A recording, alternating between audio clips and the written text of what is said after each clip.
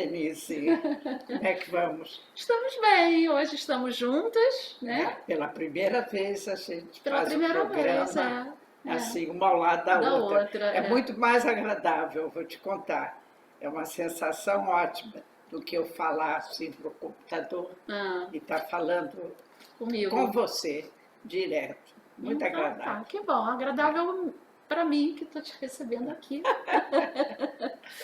Que Bom, ótimo. na verdade, a gente teve um probleminha técnico, né? E aí a gente resolveu, porque a Ruth falou que tinha muita coisa para falar, e realmente tem. E aí a gente está aqui juntas. Eu não podia abrir mão de não falar hoje, porque ontem já foi impossível por outras razões, mas hoje, por razões técnicas, realmente existem táxis que resolvem problemas técnicos. E aí eu vi de que passava para a Ranana, e aí a gente consegue realmente falar. Principalmente porque aconteceu tanta coisa de quinta-feira para cá, que é impossível não falar. Eu vou começar com alguma coisa muito boa, porque depois eu vou passar a As falar coisas de não tão coisas boas. não tão boas, que é, mais uma vez, um atleta israelense, jovem, desconhecido, Olé.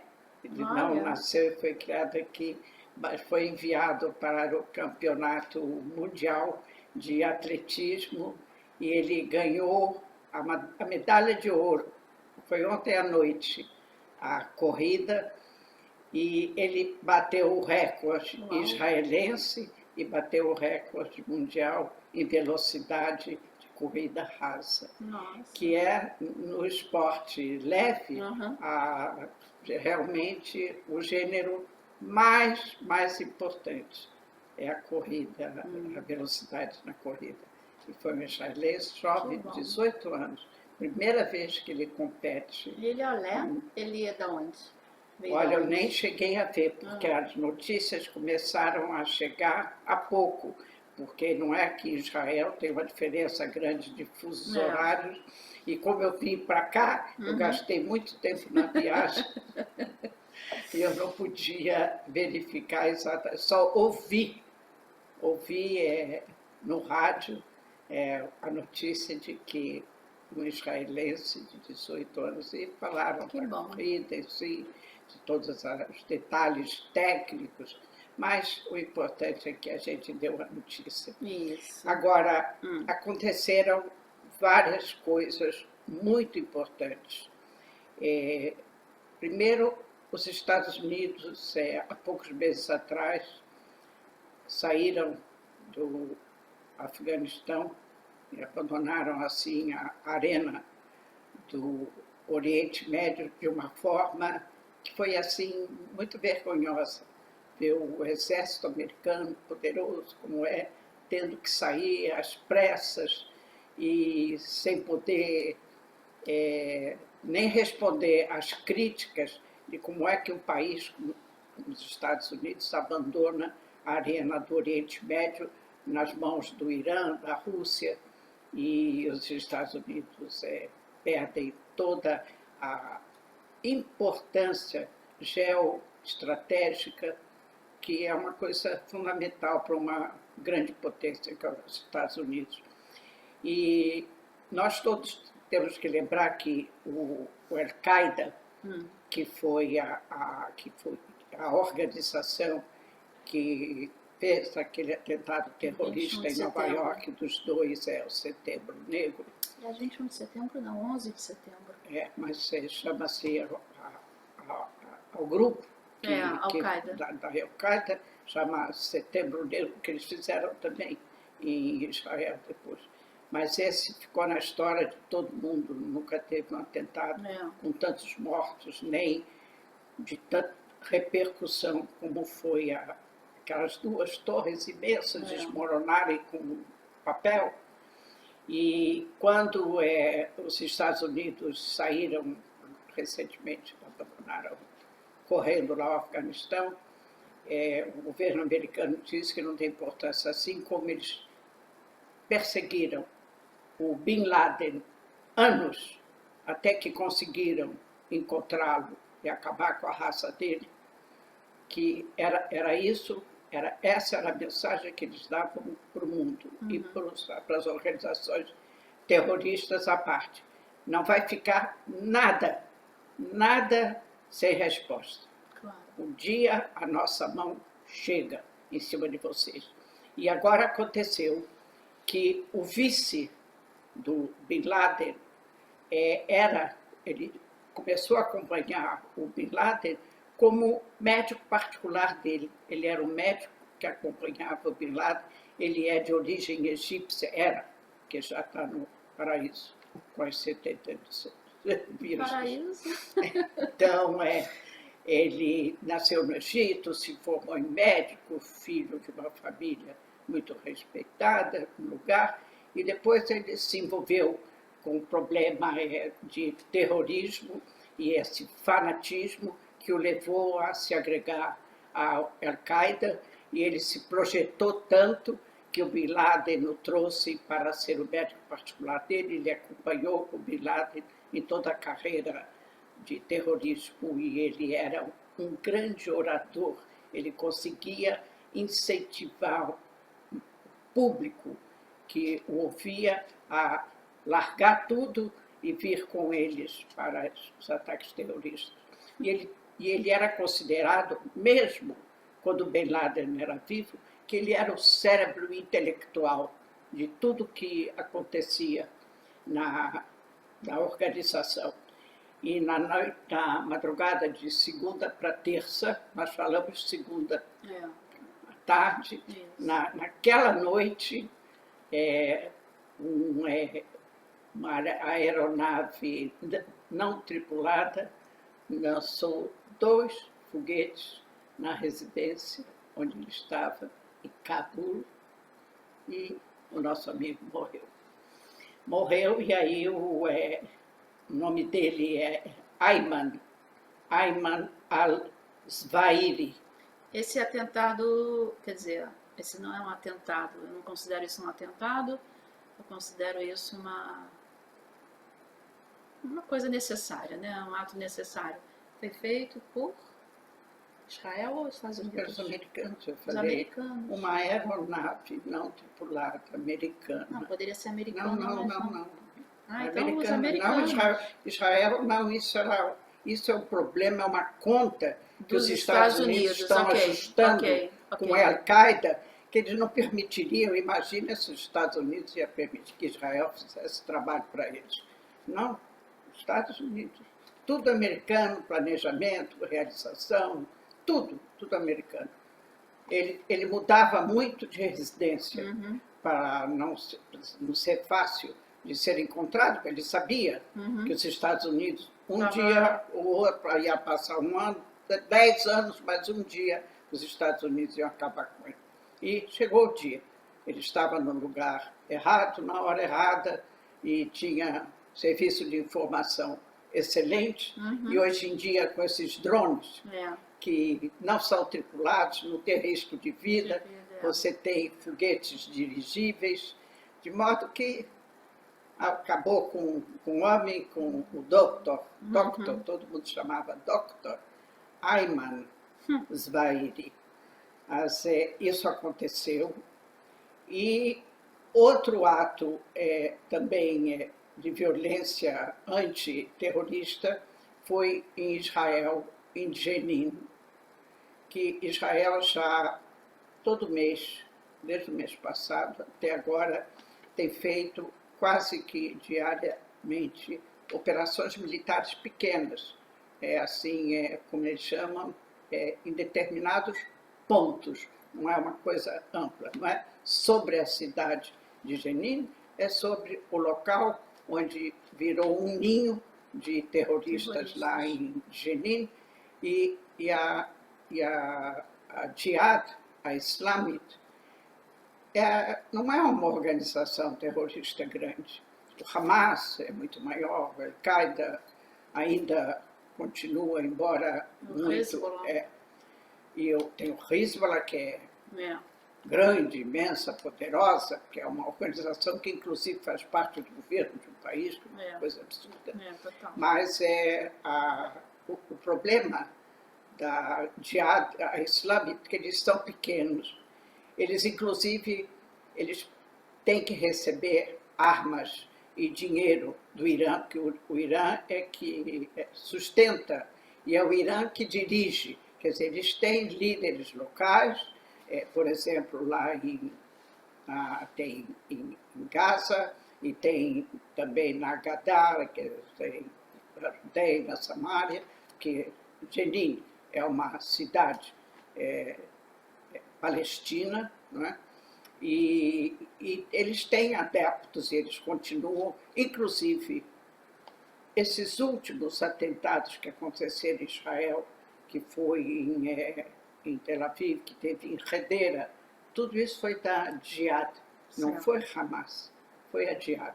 Que é mais fácil para eles fazer atentados assim em Israel, que são pessoas, do que lançar foguetes. Eles têm foguetes também, mas eles não têm o mesmo desenvolvimento tecnológico que tem o Hamas. De modo que nós estamos hoje na sexta-feira, na quarta-feira, não, terça-feira também, que hoje já é o terceiro dia, terça, quarta, quinta, quarto dia. Foi na terça-feira, Israel também fez a entrada de um grupo dessas unidades antiterroristas, que são unidades muito especializadas do Exército, e para procurar um líder que ele já, na juventude, ele teve 3 vezes prisioneiro em Israel por atos terroristas, quer dizer, é um homem que não só é o cérebro, mas ele também tem as mãos manchadas de sangue. E ele estava sendo procurado, mas também, como outros grandes líderes, ele cada dia está num lugar. De modo que, para conseguir pegá-lo, tem que ter um serviço de informação super aperfeiçoado. E nesse dia também, o Exército recebeu o serviço de informação. Ele está, essa noite, naquele lugar. Estava, né? Estava, mas acontece que o problema era que Israel não queria matá-lo, porque matar é mais fácil. Eles queriam pegá-lo vivo e trazê-lo para depor e para tirar informações, saber, né? Lógico, saber tudo. E também desmoronar, assim, de repente, a liderança, a estrutura toda da Jihad na Judéia e na Samária.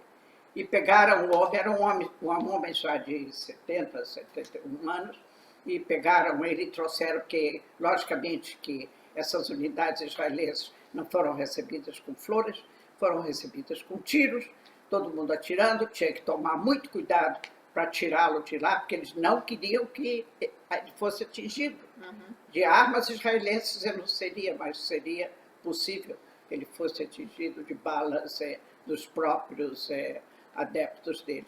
E vieram trazendo ele, andando com proteção, né, de balas sobre e ao lado, e num certo trecho lá não era um trajeto grande, mas tinha empecilhos no chão, e ele caiu. E ele aproveitou, então, para ficar lá, e os soldados não queriam ser atingidos pelas balas, ele imaginou que iam largá-lo e iam embora. Mas não. Um soldado voltou, agarrou ele pela roupa e veio puxando ele, arrastando ele no chão, até que eles ficaram fora do alcance das balas.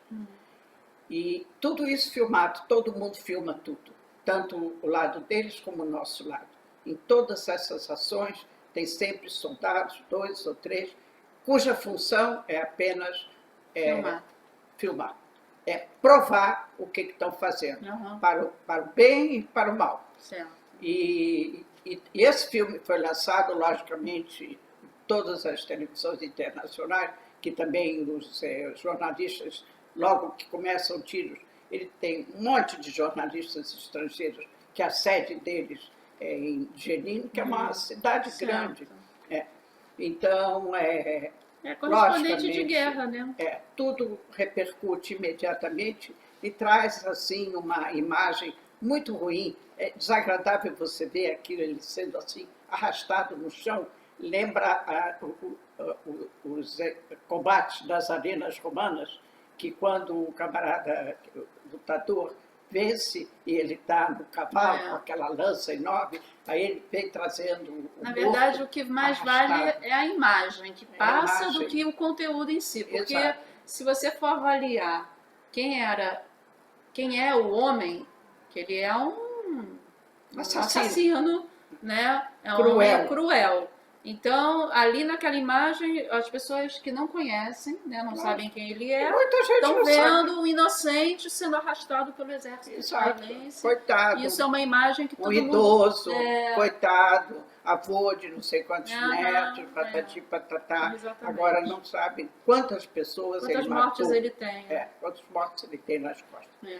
O fato é que, depois de algumas horas, o exército de Israel botou nas redes um vídeo dele sentado na sala de interrogatório, já tinha trocado de roupa, estava limpo e estava sorridente, e estava sendo bem tratado, deram bebida, comida. Bebida é água, né, Ruth? Bebida é água. Mas fala bebida, parece Não, que ele não, estava não. sendo com um Bebida banquete é para líquido, ele. não. Dando comida. Mas, tratam bem, respeitam o fato dele ser uma pessoa idosa, de que está muito calor, que precisa beber, né? E que ele passou algumas horas bastante dramáticas.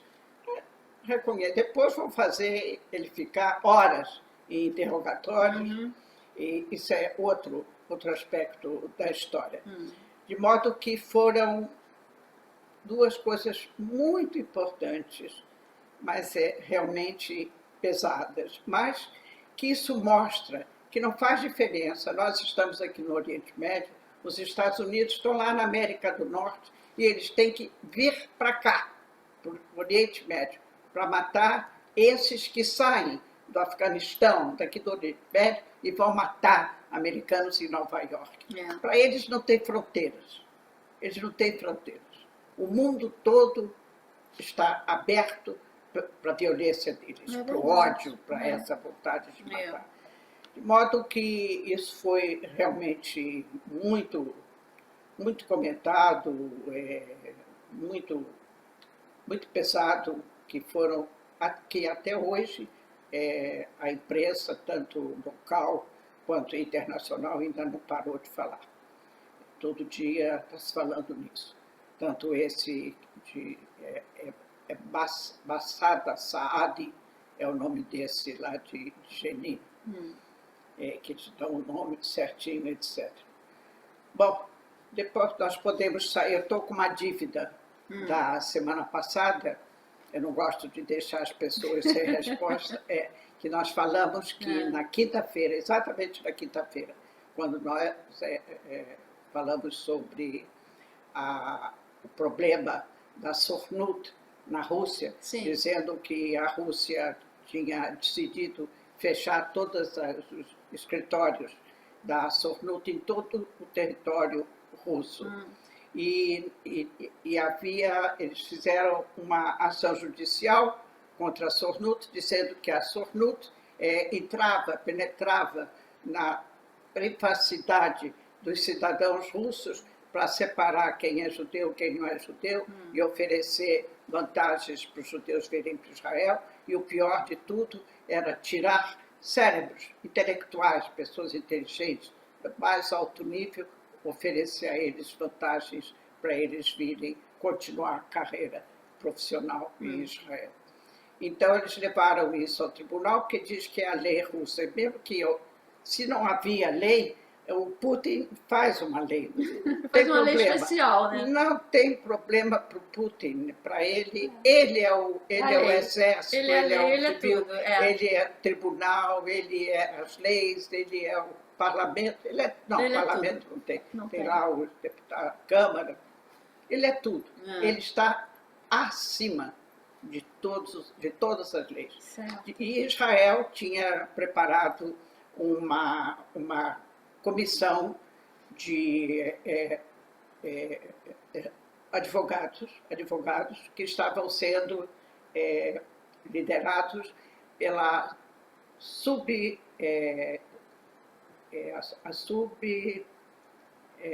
é que chama em português? Subcomitê? Não. A assessoria jurídica do Ministério da Saúde tem a responsável e tem uma que está abaixo dela. Todas as duas são mulheres, certo. Advogadas, todas elas especializadas em problemas internacionais e políticos. Então, estava um grupo esperando e não podiam viajar porque a Rússia não concedia o visto de entrada.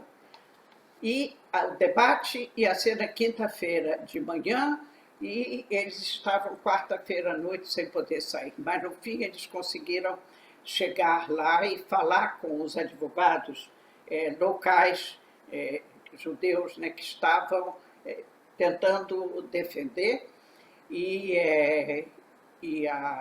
eles conseguiram falar,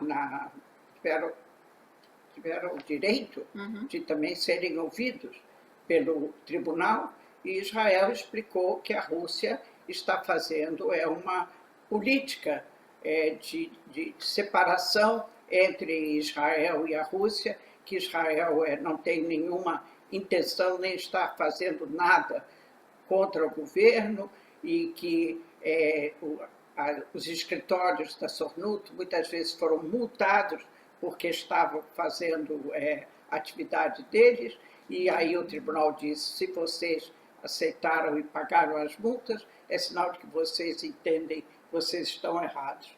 E o negócio foi enrolando, e no fim aí o tribunal resolveu não decidir.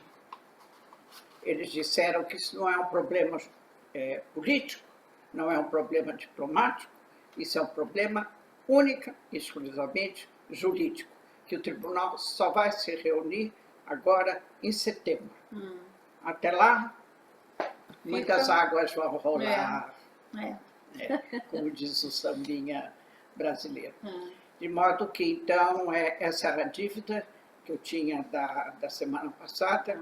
E outra dívida que eu falei que estava para chegar um mediador americano com relação aos limites das águas entre o Líbano e Israel.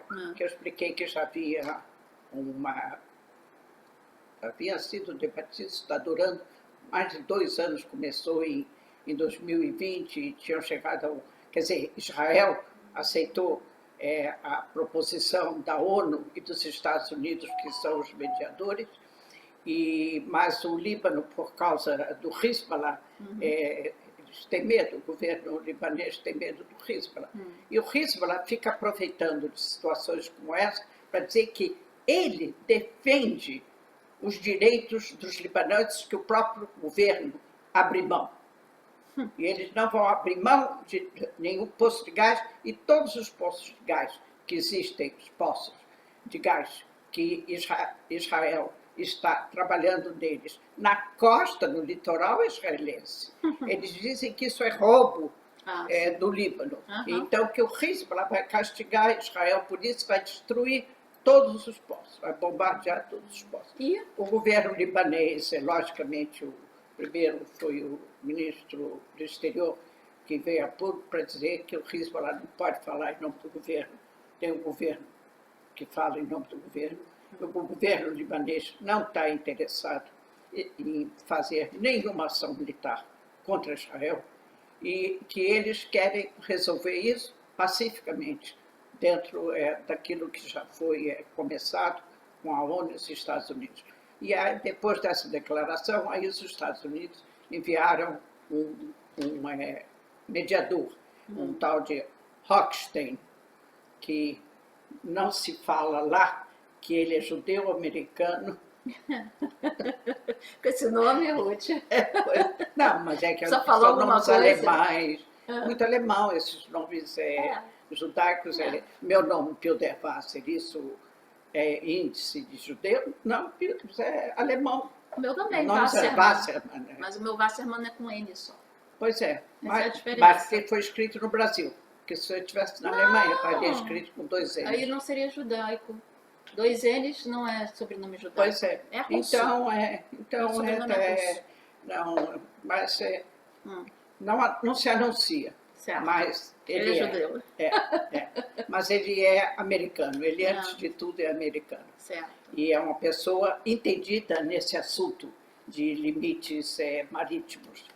Então ele esteve no Líbano e explicou, está escrito no jornal assim, que ele explicou com uma paciência infinita ao governo, estava todo o governo presente, o governo libanês, sem o Hezbollah, que não tem representação no governo, eles Claro. têm na Câmara, Uhum. né? Eles têm deputados, etc., mas não tem ministros. Então, todo o ministério explicou direitinho que Israel não tem nenhuma intenção de fazer nenhuma ação militar contra Israel, não vai ceder, porque eles queriam que Israel cedesse esse último poço que foi descoberto, que é o Harish, que Israel não vai ceder porque está no limite das águas territoriais de Israel. O Líbano está numa situação tremenda de falta de energia, de falta de comida, de falta de tudo. Depois que ele saiu, na segunda-feira, ele esteve no Líbano. No dia seguinte, ele veio para Israel. E Israel, então, também tinha várias propostas, inclusive um grupo de professores do Ternion, de Haifa, tinha redigido uma proposta de 4 itens que dizia, em poucas palavras, que Israel estaria disposto a ceder a quantidade de gás que o Líbano necessita desse poço Harish, que é o mais próximo, que hoje em dia o Líbano está recebendo gás de Israel, mas assim, através de canalização, que vai para o Egito, do Egito para a Síria e da Síria para o Líbano, imagina. Uhum. Tudo isso, embora, quer dizer, não existe um acordo de paz, não tem relações diplomáticas com o Líbano. Durante esses anos todos tem havido, assim, negociações, teve negociações com a fronteira terrestre, e sempre o governo libanês mostrou que também não tem vontade de entrar em guerra, porque eles sofreram 2 guerras já, que arrasaram o sul do Líbano, Isso não vai que melhorar foram nada, só vai tudo piorar. pelo Hezbollah, Claro, não foram os libaneses. Lógico. O cidadão libanês comum, ele não é Hezbollah. Tem muito cristão, e tem muitos drusos, que eles não são parte desse terrorismo do Hezbollah. E então ele dizia que Israel poderia ceder toda a quantidade de gás que o Líbano necessita agora para manter uma condição de energia elétrica que permita aos cidadãos ter algumas horas mais de energia elétrica todos os dias, porque eles têm, hoje em dia, menos horas de energia elétrica do que em Gaza. Imagina. Então, e que Israel não ia cobrar, pois no calor e no frio, porque lá no Líbano faz frio, quando é inverno. Que horror. E não ia pagar nada agora, até que se terminassem todas as negociações, etc., o Líbano pudesse voltar depois de pé, aí ele ia ressarcir o governo israelense disso, ou em dinheiro, ou em gás dos poços que eles vão poder abrir agora. Que, inclusive, a companhia que está agora fazendo a perfuração e que vai construir a plataforma desse Harish, ele disse que não tem problema nenhum de a mesma equipe trabalhar ali nas águas que se continuam e que pertencem ao Líbano. Certo.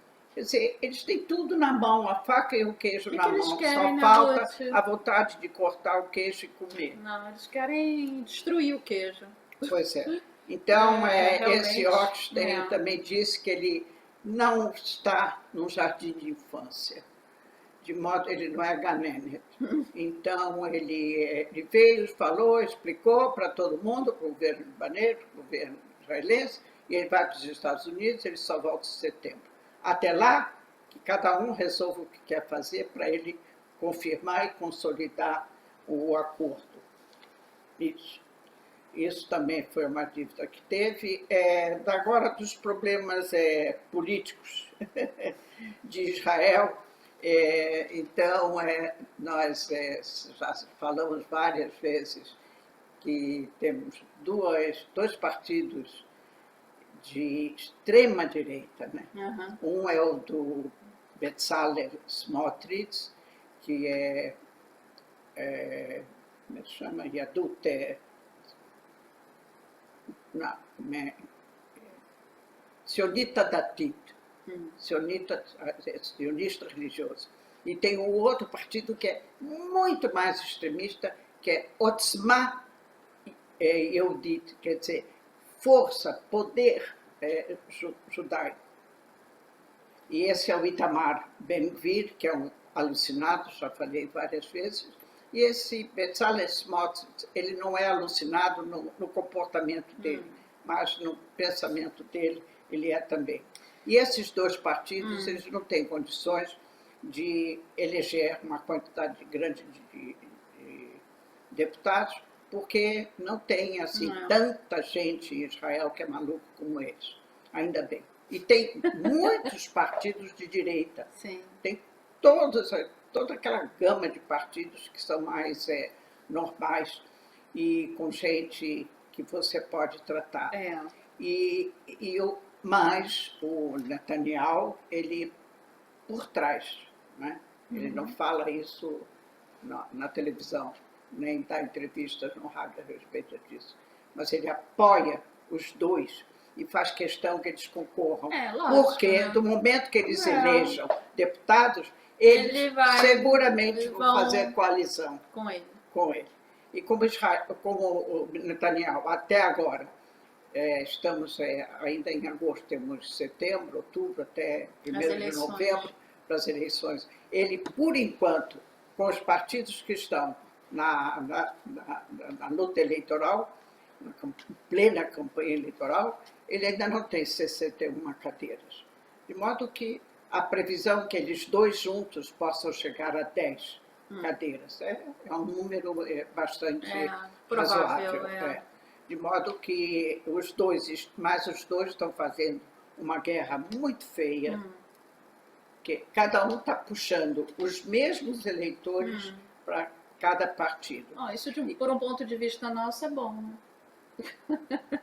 Mas no fim. E aí eles não conseguem o que eles querem.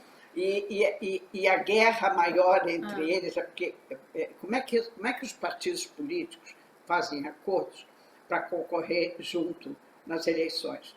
Eles primeiro têm que decidir quem é o primeiro lugar. Que o primeiro lugar, se tiver coalizão, e ele pode ser ministro. Depois vem o segundo lugar, que é, digamos, o vice do primeiro, embora seja de partidos diferentes. Depois aí tem terceiro, quarto, que cada partido tem um número tal.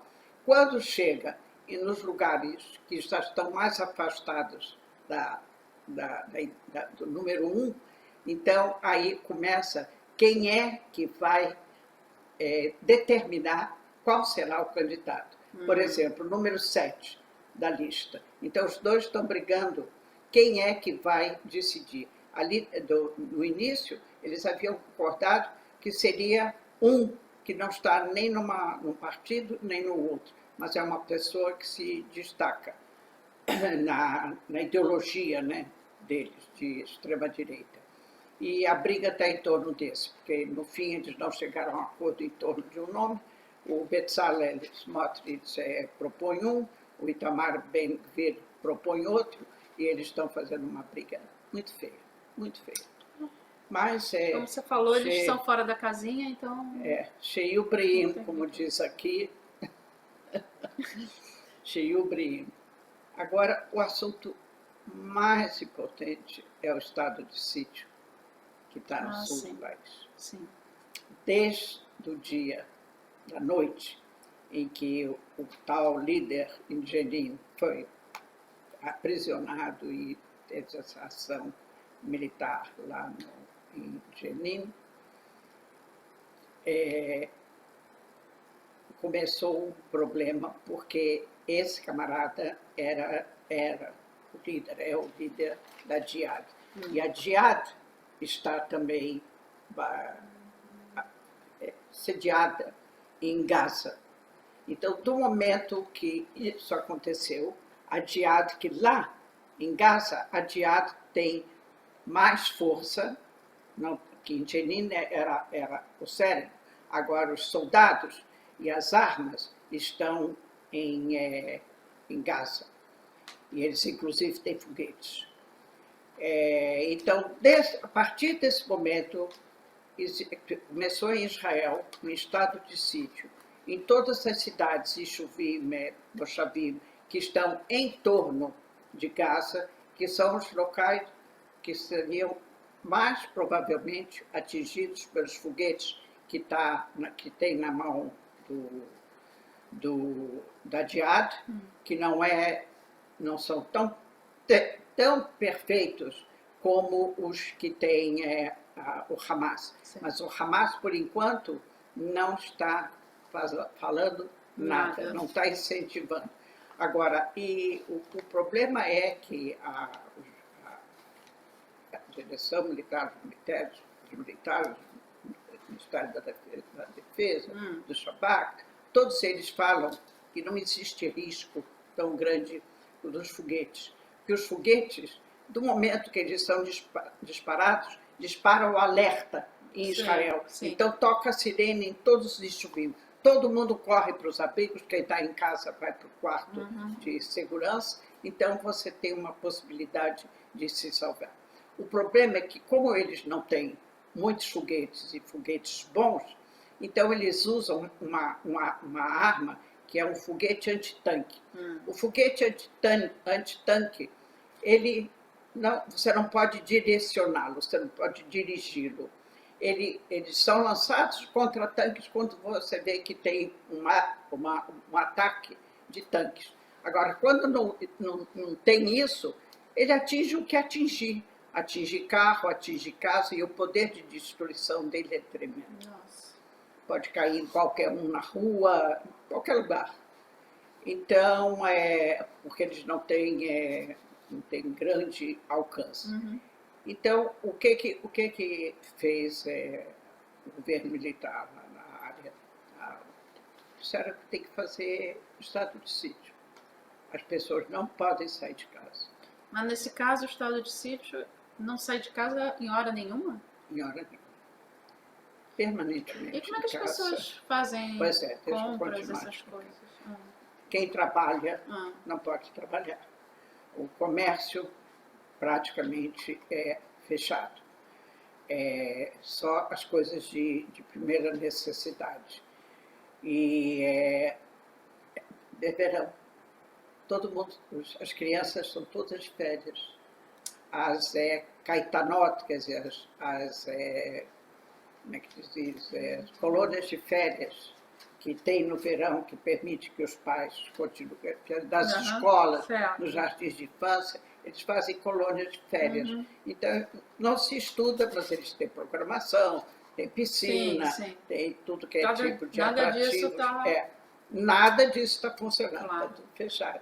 A Universidade de Beersheba, que tem provas agora, essas provas de meio ano, estão fazendo por Zoom. Para os estudantes que já não são crianças, são adultos, para não se mobilizarem. Os trens não chegam a Sderot já desde quarta-feira, quarta, quinta, sexta, e hoje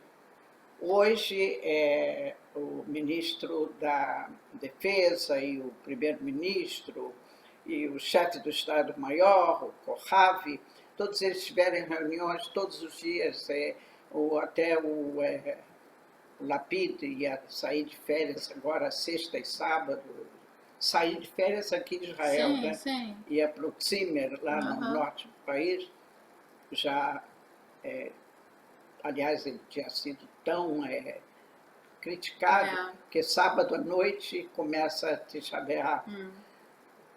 O que importa se ele ia... Ele não jejua, ele não é um homem religioso, ele não vai à sinagoga, qual é o problema?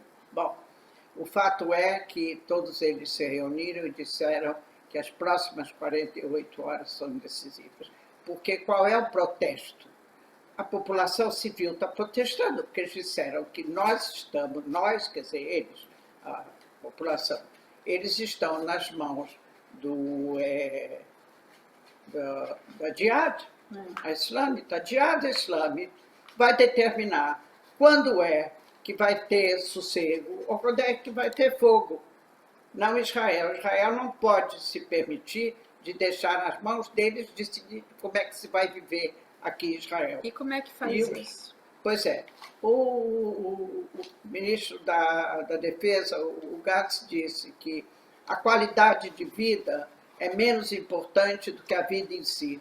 O mais importante é proteger a vida, Sim, mas... não a qualidade de vida. E eles disseram que o serviço de informações dá para eles informação de que está havendo um preparo de ataque. Eles não têm os meios necessários de fazer um ataque que seja uma resposta de impacto, como foi o impacto da prisão do líder, porque tudo está interligado, né? Isso seria uma resposta a esse abuso de Israel que entrou em Jenin e pegou lá e aprisionou o líder.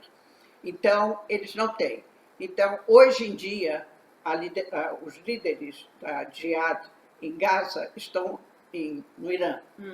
Eles estão hoje lá porque eles têm que receber dinheiro e têm que receber armas.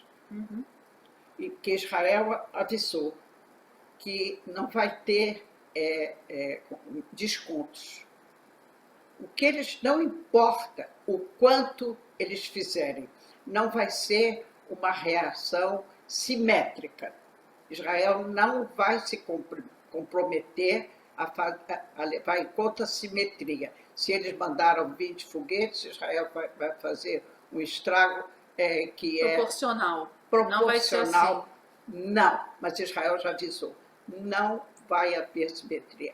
Nós vamos responder com muita força, de modo que vai haver perdas entre a população civil, porque não adianta, eu falei também já, que todo o sistema deles está embaixo de hospitais, de escolas, e no meio da população civil. Não é um quartel, depósito de armas que isso é uma situação... De modo que não existe possibilidade de Israel atacar dispositivos militares em Gaza que não afete gravemente civis, que não tem nada a ver com aquilo, que muitas vezes são contra tudo aquilo que está acontecendo em Gaza. Né? Mas não adianta.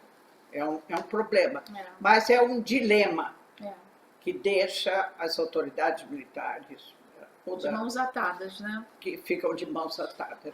Então, eles preferem o sofrimento, entre aspas, da população civil do sul do país, e ouvir todas as críticas que nessas alturas o Likud vai, como se ele não tivesse feito a mesma coisa também em outros anos. Né?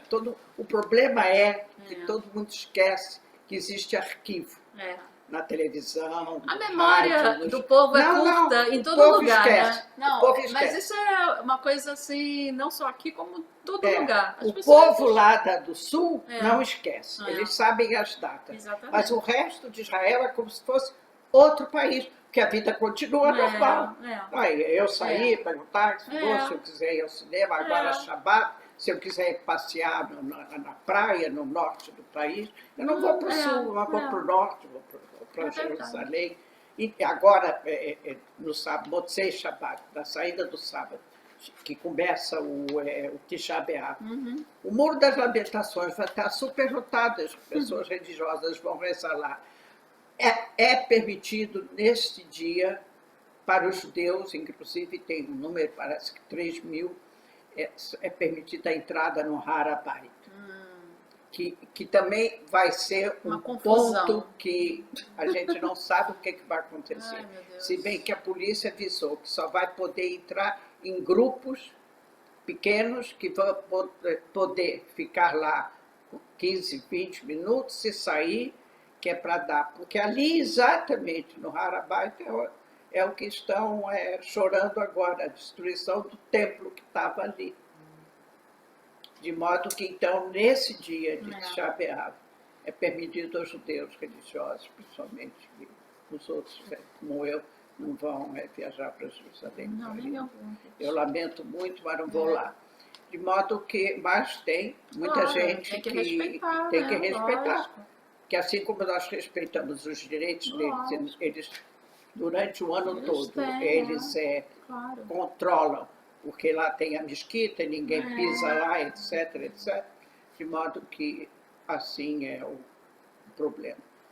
De modo que nós temos assim vários dias pela frente.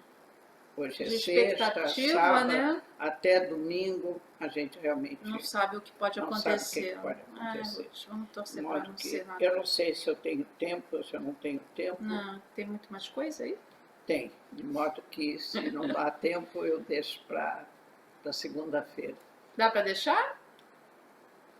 Dá, o negócio da Geula Even, né? Pode deixar. Então tá. Pode deixar, porque Pode. tem 2 assuntos só para falar, mas pode levar muito tempo, porque tem que explicar. É a visita da presidente do Congresso americano a Taipei e a demissão da Geula Even, do canal 1 da televisão, levando em conta que ela é esposa do... Sim. Que ela é esposa do... Vamos botar você lá, partido. para substituí-la.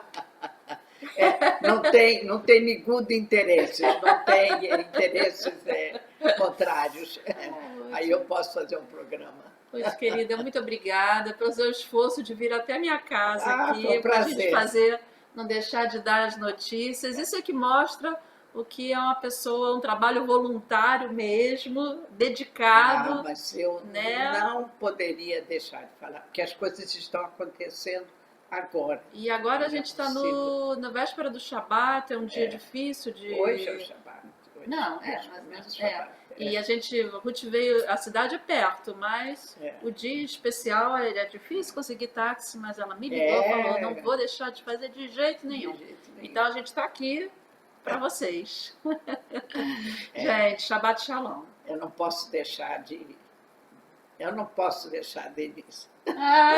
deixar a Ruth.